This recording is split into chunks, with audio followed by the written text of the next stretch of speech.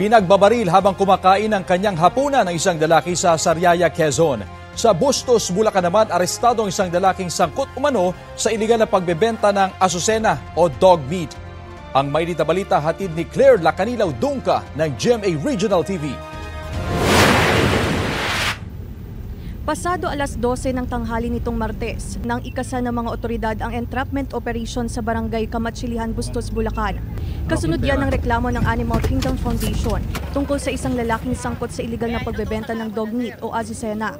Nabawi sa naarestong sospek ang cash na ginamit sa entrapment. Inihahanda na ang reklamong paglabag sa Animal Welfare Act of 2017 at Anti-Rabies Act of 2017 laban sa sospek.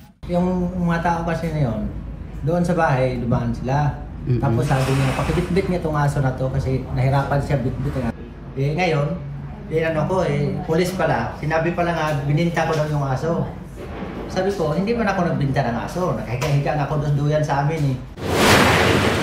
Tatlo naman ang naaresto sa South Sanitary Camp sa Baguio City dahil sa pagkatay ng aso.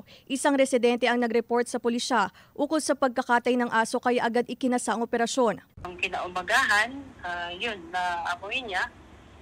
Nakita niya nga itong tatlo.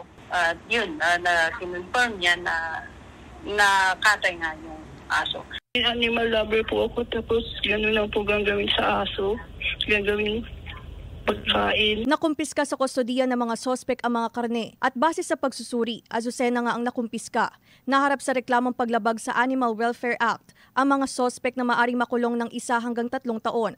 Papatawan din sila ng multa. Wala pa silang pahayag.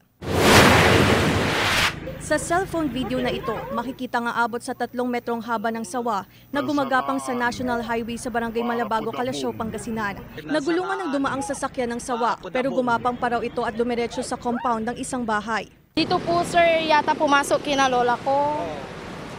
Syempre, anong alam nila, mag-isa lang sila dyan.